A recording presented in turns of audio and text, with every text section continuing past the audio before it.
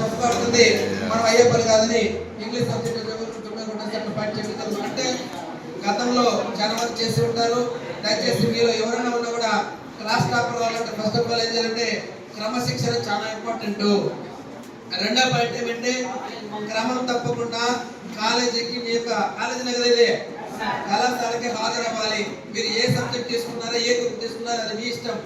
ఆ యొక్క మీరు చదువుతున్నటువంటి చదువుకి ఆ క్లాస్కి క్రమం తప్పకుండా హాజరు కావాలి. మూడో పాయింట్ మీ సార్ వాళ్ళు కానీ మేడం వాళ్ళు కానీ మీ యొక్క టీచర్స్ కానీ అందరూ కూడా మీకు ఏదైతే బోధిస్తుంటారో ఏం బోధిస్తారో ఏం చేయమంటారు ఏం చేస్తారు మీకు ఆ సబ్జెక్ట్కి సంబంధించింది ఆ ట్రేడ్కి సంబంధించింది ఆ యొక్క విలువైన విద్యని మీకు ఏం చెప్తారు వచ్చి ఇక్కడ ఎలా ఏ విధంగా చెప్తారు టెక్నాలజీని ఉపయోగించి పవర్ పాయింట్ ప్రెజెంటేషన్లో కానీ లైవ్ వీడియోస్లో కానీ రకరకాల పరంగా మనకి బోధిస్తూ ఉంటారు. కరెక్టా కదా? ఏం చెప్తారు ఇక్కడికి వచ్చి మీరు అరికత చెప్తారు ఎవరన్నా సార్లు చదివే కదా చెప్తారు. మీరు మూడో పాయింట్ ఏం చేయాలంటే పాఠం చెప్పేటప్పుడు మీ యొక్క లెసన్ చెప్పేటప్పుడు మీరందరూ కూడా ఏకాగ్రతతో వినాలి. ఏం వినాలి? ఏకాగ్రత అంటే హై కాంటాక్ట్ అంతా కూడా టీచర్ వైపు ఉండాలి. హై కాంటాక్ట్ అంతా కూడా ఇప్పుడు నా వైపు ఏ విధంగా చూస్తున్నారో ఆ విధంగా ఉండాలి. వెన్నెముక నిటారుగా పెట్టి అందరూ అటెన్షన్. మీరు ఎప్పుడైతే మీ యొక్క విలువైన విద్యని సక్రమైన పద్ధతిలో అభ్యసిస్తారో మీరందరూ కూడా ఉన్నత లక్ష్యాల వైపు అడుగులు వేసేయడానికి ఒక మంచి మార్గదర్శకాలు మీకు ఈ మెసేజ్ తరఫున అందించే ప్రయత్నం చేస్తా. ఫస్ట్ ఏం చేయాలి? క్రమశిక్షణగా ఉండాలి. రెండోది కళాశాలకి హాజరవ్వాలి. మూడోది లెసన్ చెప్పేటప్పుడు శ్రద్ధగా నిద్రపోతా వినాలా, దూకుతా వినాలా, పడుకొని వినాలా, ఎనమని చూస్తా వినాలా, లేదంటే మొబైల్ ఫోన్ చూస్తా వినాలా, ఏం చేయాలా? High contact face to face చూస్తూ మనం చెప్పేటువంటి లెసన్ మన ప్రిన్సిపల్ సార్ కావచ్చు, ఇతర అధ్యాపకులు కావచ్చు, మేడం వాళ్ళు కానీ సార్ వాళ్ళు కానీ ఏదైతే వాళ్ళు మీకు బోధిస్తుంటారో ఆ యొక్క బోధన వైపే మీ యొక్క హై కాంటాక్ట్ ఉండాలి. అటెన్షన్ లో వెన్నెముక నిటారుగా పెట్టి మీరందరూ కూడా చూసేటువంటి ప్రయత్నం చేస్తే మీకు చెప్పినటువంటి చదువుని బుర్రలోకి వస్తారు. ఓకే, నెక్స్ట్ ఎన్ని పాయింట్లు ఉన్నాయి ఇప్పుడు? ఎన్ని పాయింట్లు ఉన్నాయి? ఓకే, నాలుగో పాయింట్ మీరు విన్నారు. ఓకే, బాగానే ఉంది. మీరు దాన్ని సాయంత్రం పోయిన తర్వాత హాస్టల్ ఎంతమంది పీజీలో హాస్టల్లో ఓకే లిమిట్ అంటే హాస్టల్ అయితే ఇల్లు అయినా ఒకటే కాదని చెప్పడం లేదు. వీళ్ళందరూ కూడా సాయంత్రము ఇంటికి వెళ్ళిన తర్వాత ఏమి చేయాలంటే మీరందరూ కూడా స్టడీ అవర్ ఉంటుంది. లైక్ హాస్టల్లో అయితే స్టడీ అవర్ ఉంటుంది, ఇంటికాడైతే మనం చదువుకునే టైంలో స్టడీ అవర్ అనుకుంటాం. బేసికల్ గా మనం ఈ రోజు జరిగినటువంటి లెసన్ ని పూర్తి స్థాయిలో విన్నాము. వినిన తర్వాత వెంటనే వచ్చేస్తుందా మనకి? వస్తుందా మేడం? వస్తుందమ్మా? రాదు. దాన్ని ఏం చేయాలంటే ఒక్కసారి రివిజన్ గా చదవాలి. ఏం చేయాలి? చదువుకోవాలి. ఎన్నో పాయింట్?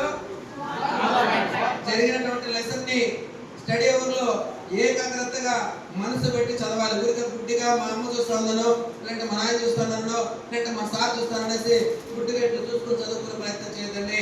ఒక్కసారి మిమ్మల్ని మీరు మోసం చేసుకున్నారంటే జీవితంలో ఎవరు మిమ్మల్ని మార్చలేరు. మీ తల్లిదండ్రులు మార్చలేరు, మీ యొక్క అధ్యాపకులు మార్చలేరు, ఎవరు కూడా మిమ్మల్ని మార్చలేరు. ఒక్కసారి ఆలోచించండి. మీరందరూ చిన్న పిల్లల పెద్ద పిల్లల అందరికి తల ఉందా? బ్రెయిన్ ఉందా? ఆలోచన విధానం మీద ఉందా? మంచి విషయం మీద చెడ్డ విషయం తెలుస్తుందా? దయచేసి మీరు చెప్పేటువంటి ప్రతి ఒక్క విషయాన్ని మీరు యొక్క మైండ్ లో పెట్టుకున్నట్టయితే క్లాస్ టాపర్ రావడానికి మీరే టాప్ ఉంటారని అల్టిమేట్ గా మీరు తెలియజేస్తారు. ఓకే, ఎన్ని పాయింట్లు ఇప్పుడు? ఒకటేంటి క్రమశిక్షణ, రెండోది సక్రమంగా కాలానికి హాజరు, మూడోది శ్రద్ధగా ఉండాలి, నాలుగోది స్టడీ అవర్ లో చదవాలి, ఐదోది మరుసటి రోజు స్కూల్కి వచ్చి కాలేజీకి వచ్చిన తర్వాత మీరు విన్న పాఠాన్ని చదివినటువంటి పాఠాన్ని డౌట్లు అనేవి ఉంటాయా? Yes or no? Back yes or no? చదివినటువంటి లెసన్ లో ఏ డౌట్ ఉన్నా కూడా వచ్చి ఇక్కడ నా డౌట్ అని సార్ కానీ మేడం గారు అడిగితే చెప్తారా చెప్పరా?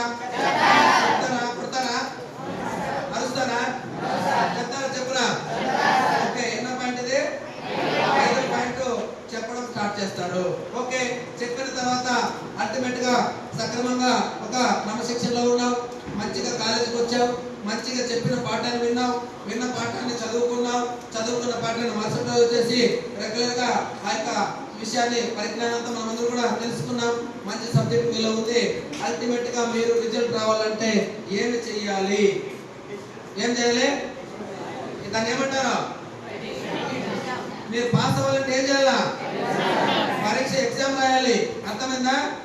ఈ ఎగ్జామ్ అనేది అందమైనటువంటి చేతిరాతతో మీరు అద్భుతమైనటువంటి సమాచారాన్ని క్వశ్చన్స్ కి అద్భుతంగా రాసేటువంటి ప్రయత్నం చేస్తే క్లాస్ టాపర్ మీరు ఉంటారా, వేరే ఉంటారా? మీరు ఉంటారా, వేరే ఉంటారా? ఇది ప్రభుత్వ కళాశాల, ప్రైవేట్ కళాశాల? ప్రభుత్వ కళాశాలలో మంచి అధ్యాపకులు ఉంటారా, అరాకొర జ్ఞానంతో ఉన్న వాళ్ళు ఉంటారా? మంచి అధ్యాపకులు ఉంటారు. కాబట్టి వాళ్ళ దగ్గర ఉన్నటువంటి మంచి మెసేజ్ ని, మంచి యొక్క విద్యని మనమందరూ అభ్యసిస్తే ప్రతి ఒక్కరు కూడా క్లాస్ టాపర్ వస్తారా రారా? నేను చెప్పినటువంటి 6 పాయింట్లని మీరందరూ కూడా పాటిస్తే క్లాస్ టాపర్ మీరు ఉంటారా, బయట వాళ్ళు ఉంటారా? ఒకసారి ఆ పాయింట్లన్నీ కూడా మీరందరూ కూడా శ్రద్ధగా వస్తారు పలకండి. నేను చెప్తాను. క్రమశిక్షణగా ఉండాలి, శ్రద్ధగా కళాశాలకు హాజరవ్వాలి, లెసన్ చెప్పేటప్పుడు శ్రద్ధగా ఏకాగ్రతతో హై కాంటాక్ట్ తో వినాలి. విన్న పాఠాన్ని స్టడీ అవర్ లో కానీ ఇంటి దగ్గర కానీ పూర్తి స్థాయిలో చదవాలి. చదివిన పాఠాన్ని విన్న పాఠాన్ని మరుసటి రోజు క్లాసులో మనకి అభ్యసించినటువంటి అధ్యాపకులు గారిని అడిగి మనకి ఉన్న సందేశాలను వివరంగా తెలుసుకోవాలి. వచ్చిన పాఠాన్ని చదువుకున్న జ్ఞానాన్ని క్రమ పద్ధతిలో నాణ్యతగా నైపుణ్యంతో ఒక అందమైన చేతిరాతతో